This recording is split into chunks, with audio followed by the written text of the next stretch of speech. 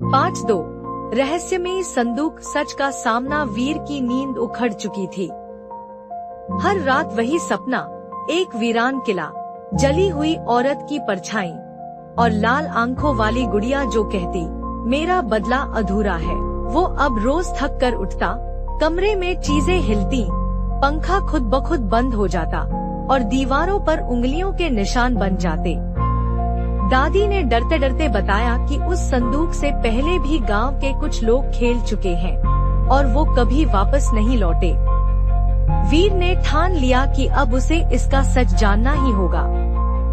वो संदूक और गुड़िया को लेकर गांव के उस पुराने पुजारी के पास गया जो भूत प्रेतों और आत्माओं की बातों में विश्वास करता था। पुजारी ने देखते ही कांपते हुए कहा, ये कोई गुड़िया नहीं, ये एक कैद की हुई आत्मा है। इसे इस धरती पर नहीं होना चाहिए। वीर को बताया गया कि उस गुड़िया में रूपवती नाम की एक औरत की आत्मा है, जिसे सैकड़ों साल पहले गांव वालों ने डायन कहकर जिंदा जला दिया था। मरते वक्त उसने कसम खाई थी, जो भी मेरे साथ इंसाफ नहीं करेगा वो चैन से नहीं जिएगा। अब वीर ही वो इंसान बन चुका था जिसे उसने चुन लिया था बदला पूरा करने के लिए। पुजारी ने कहा, तू इसे वहीं ले जा जहां ये मिली थी और सूरज उगने से पहले इसे जला दे, नहीं तो तू भी हमेशा के लिए इसी के साथ बंध जाएगा।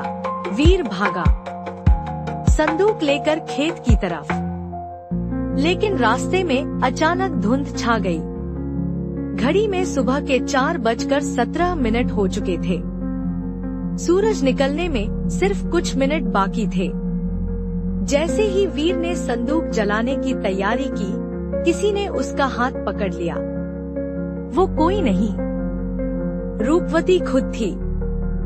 पूरी राख में सना चेहरा, लेकिन आंखें अब भी लाल। उसने कहा, तू जला सकता है संदूक, लेकिन मेरी यादें कभी नहीं। वीर ने हिम्मत करके आग लगा दी। जोरदार चीख, जलती हुई हवाएं और फिर सब शांत। सूरज की पहली किरण जमीन पर पड़ी और वीर बेहोश हो गया। जब आँख खुली, वो घर में था।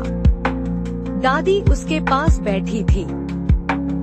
सब ठीक लग रहा था, लेकिन जैसे ही उसने खिड़की की तरफ देखा, वहाँ एक औरत खड़ी थी, सफेद लिबास में और हाथ में वही गुड़िया।